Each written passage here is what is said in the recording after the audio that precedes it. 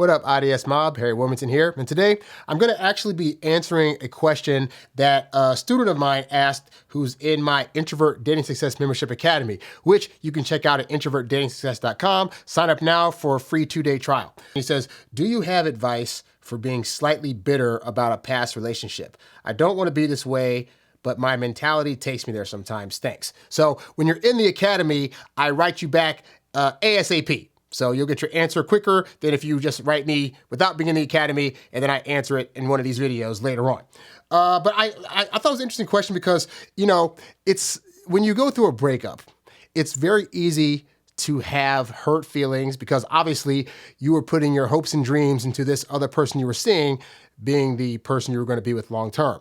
And so when that doesn't happen, it's very easy to we're all the heroes in our own story. So the first, usually immediate thing we do is place the blame on that other person. Whether you did the breaking up or whether she did the breaking up, it's feelings of, well, they weren't enough for me because of this, or they should have done this better, or why did they hurt me this way? And so because we typically take it in like that, it's very easy to have hurt feelings and resentment. And as the months go on, you're trying to move on from it. You might be seeing other people, but there can still be that feeling of like, why couldn't that other person just be the way I needed them to be in order for us to work out? And I think that's really results because of our egos. Our egos are very much designed to help protect us. And so when we feel like somebody's done wrong against us, even if it wasn't necessarily like wrong that they did, but it feels like that because now we're not with them anymore, then it's very easy to play the blame game, and it's very easy to keep replaying scenarios over in your head about how that other person should have been. Never mind the fact that on the other side of things, that other person also probably has bitterness towards us and the things that we did or didn't do, or how we showed up for them and how we could have done it better, okay? So everybody typically got some kind of bitterness and resentment going on.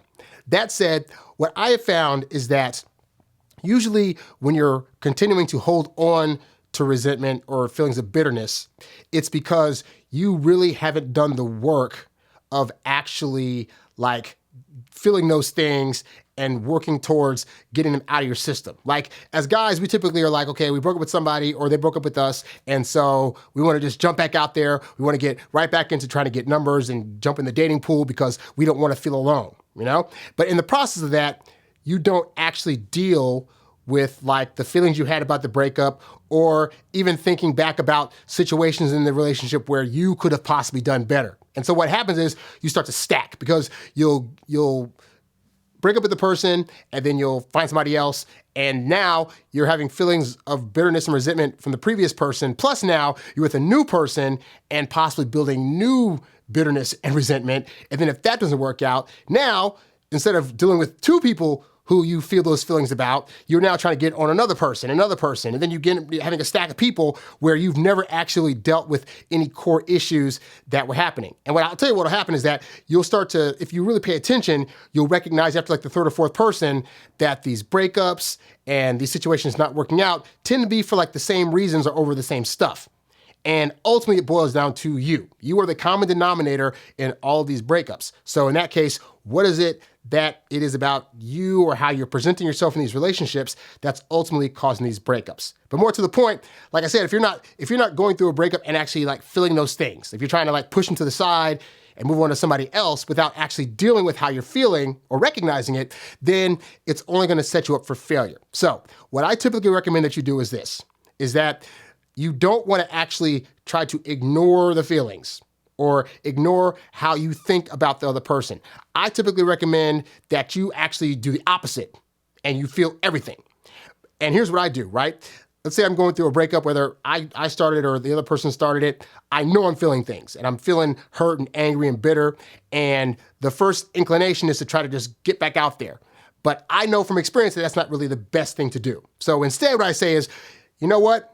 Rather than trying to ignore the feelings, feel them out. Like give yourself the time you need to cry about the person, to play, songs that help you relate or get the anger out. My go-to is typically Eminem's song Kim, because if you guys have heard that song, he's screaming his guts out at this lady. And it's just like, if you're going through a breakup, I know that's how you can feel, that you want to just like yell to the world, like, this person hurt me and how dare you, and yada, yada, yada. And I will allow myself time to stay at home and lay in bed and watch sad, sappy movies and just like, write in my journal about how much this person hurt me and yada, yada, yada, and feel the things out. And I allow myself the time to do that, right? But here's the caveat, is that I give myself an end date. And that's what I think a lot of guys are afraid that, if they start feeling the things, they'll just go to this downward spiral. But I have found that, at least for me, having a concentrated end date to how long you're going to allow your pity party to occur usually makes, at least me in my experience, makes me get over it a lot faster. So for example, let's say I'm going through a breakup and usually this will vary depending on how long you're with the person. So if you're with them for like 3 months, you could probably take like a good week and just really feel all the things to be over it. If you're with him for like a year and a half or 2 years, it might take anywhere from 3 to 6 months to really feel it out. But regardless of what the timeline is, I say, okay, for the next, we'll say I dated him for like a year and a half. So for the next 2 to 3 months, I'm going to allow myself to feel all the feels.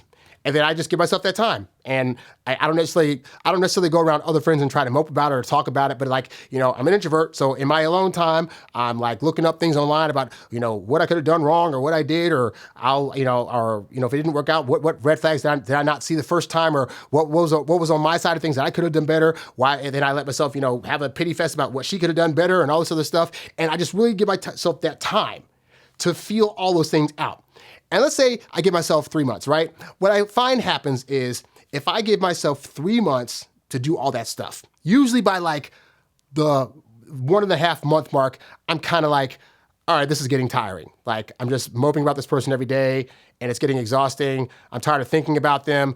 They're not thinking about me that much anymore. Otherwise, they would have contacted me at this point. Like, this is kind of like getting repetitive at some point and I need to move on. And then I'll start taking the steps I need to do to move on. But because I gave myself that 3 month window, that's the amount of time that I allowed myself. So even if I decide at the 1.5 month mark that I'm going to start moving on to other things, I still have a 1.5 months left. If I happen to revert back to feeling, some kind of bitterness or whatever, well, no harm, no foul. I gave myself 3 months, But you give yourself the time you need to really, really access your feelings and feel them out. And that's what I find is really helpful in terms of not carrying the bitterness, because I've allowed myself to express that I'm bitter about the thing enough times in that 1.5 months to 2 or 3 months to where I don't feel the need to have to keep expressing it. That person's moved on and I've got to do the same. The other thing I've realized over the years is that, and I've said this before in previous shows, is that you ultimately never really know what the full dating/relationship journey is of that other person that you were trying to get with, And I tell this story where, like, when I was in college,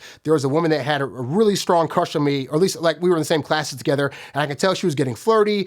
There would be times where I would go over to her place to help study, and then she'd be, hinting that she wanted me to stay over. At the time, I was still a virgin, and I didn't really know that much about women, so I wasn't getting that these were hints. I was taking everything literally like, well, you can go if you want to. I'd be like, okay, I'll go, do. Not knowing if I stayed over, stuff could happen, So at the point where it finally dawned on me that this woman had a crush on me, I tried to flirt back with her. I tried to, get her gifts for Christmas and all this other stuff.